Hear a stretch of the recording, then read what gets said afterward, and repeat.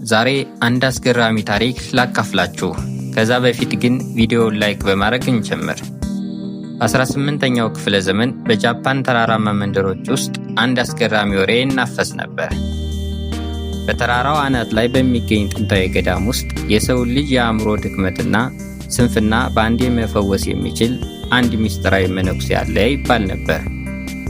ይሁን እንጂ ወደዚያ ገዳም ሂደው መፍትሄ የሚያገኙት ጥቂቶች ብቻ ናቸው ይባላል።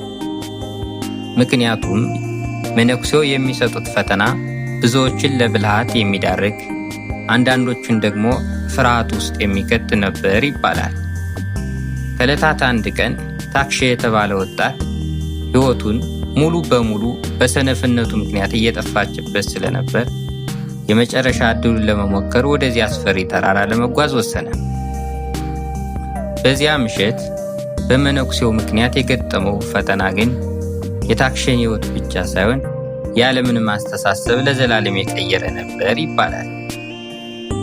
ታክሼ ተራራውን ለመውጣት 3 ቀናት ፈጅቶበታል። እግሮቹ ደምተዋል። ብርዱም ከመጠን በላይ ስለነበር እንደ ሀገራችን አባባል አጥንት ይሰብራል ይባላል።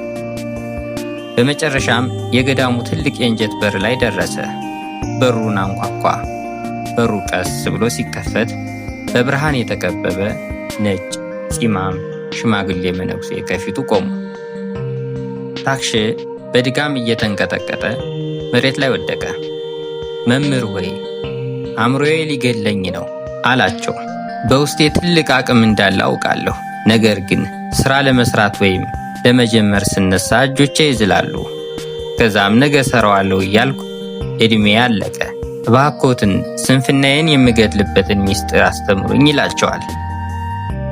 መነኩሴውም ምንም አልተናገሩም። ዘወር አሉና ወደ ገዳሙ ጀርባ የአትክልት ስፍራ ይዘውት ሄዱ። ከዚያ ቦታ ላይ ለዓመታት ማንም ያልነካው ግዙፍና ጥቁር ድንጋይ ነበር።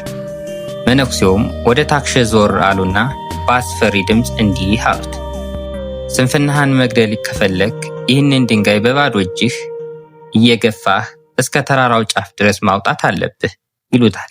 ካላወጣኸው ግን እስከ ሕይወትህ ፍጻሜ እዚህ ገዳም ውስጥ ተዘግቶብህ ትኖራለህ። ታክሼ ደነገጠ። ድንጋዩ ከ10 ሰዎች በላይ የሚከብድ ነበር። ለመሸሽም አሰበ። ነገር ግን የገዳሙ ጠባቂዎች በሩን ዘግተውታል። አማራጭ አልነበረውም። ድንጋዩን ለመግፋት ጀመረ። ለ1 ሰዓት፣ ለ2 ሰዓት፣ ለ3 ሰዓት ሞከረ። ግን ድንጋዩ ንቅንቅ ሊል አልቻለም። እጆቹ አበጡ፣ ጉልበቱ ዛለ።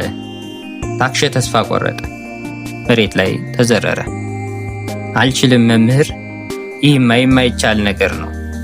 ድንጋዩ በጣም ትልቅ ነው እያለ ይጮህ ጀመር። መነኩሴው ግን በሁኔታው እየሳቁ ወደ እሱ ቀረቡ። ከዛም ከአጠገብ የተቀመጠ አንድ ትልቅ ብረት በእጃቸው አነሱና ያንን የማይነቃነቅ ድንጋይ በኃይል መምታት ጀመሩ። ድንጋዩ በታክሼ ዓይን ፊት እየተፈረካከሰ እየተሰነጣጠቀ ተሰባበረ። በመጨረሻም ወደ ትናንሽ ጠጠሮች ተቀየረ። ታክሼ በድንጋጤ አፉን ከፍቶ ይመለከት ነበር። መነኩሴውም አንዲት ትንሽ ጠጠር አንስተው በእጁ ላይ አስቀመጡለት። አሁንስ አሉት፣ ይችን ጠጠር ወደ ተራራው ጫፍ መውሰድ ያቅታል? ታክሼ እየተንተባተበ አይ ይችማ በጣም ቀላል ናት አለ።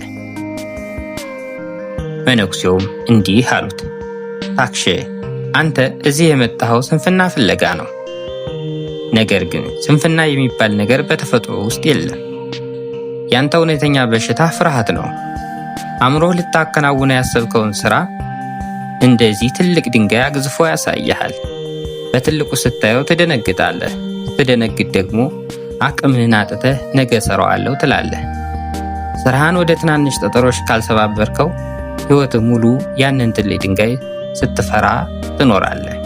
ወጣቱ ታክሼ በዚያች ሰከንድ ትልቅ መገለጥ በራለት። ይህ ታሪክ የጥንታዊ የጃፓን ሚስጥር ነው ይባላል። ዛሬ በዓለም ላይ ካይዘን ተብሎ የሚጠራው ጥበብ ነው። እናንተስ ምን ታስባላችሁ? ታክሼ ከዚያ ቀን ጀምሮ ትልልቅ እቅዶቹን በሙሉ ወደ 1 ደቂቃ ትናንሽ ስራዎች በመስበር ህይወቱን ሙሉ በሙሉ መለወጥ ቻለ። ችግሩ የስራው መክበድ ሳይሆን ለመጀመር ያለውን ፍርሃት መሆኑን ተረዳ። እናንተስ ምን ታስባላችሁ? ከዚህ ታሪክ ምን ተማራችሁ? በአሁኑ ሰዓት በአእምሯችሁ ውስጥ አግዝፋችሁ ልትጀምሩት የፈራችሁት ያ ትልቁ ድንጋይ ምንድን ነው? ወደ ትናንሽ ጠጠሮች ተባብራችሁ ለመጀመር ዝግጁ ናችሁ? ሐሳባችሁን በኮሜንት ላይ አካፍሉኝ። ይህ የታክሸ ታሪክ አስተማሪ ሆኖ ካገኛችሁት ቪዲዮውን ላይክ አድርጉት፣ ለጓደኞቻችሁም አጋሩት። መሰል ጥንታዊ ታሪኮች እንዳያመልጧችሁ ቻናላችንን ሰብስክራይብ በማድረግ ቤተሰብ ይሁኑ። በቀጣዩ ታሪክ እስክንገናኝ በሰላም ቆዩልን። ስለተከታተላችሁን እናመሰግናለን።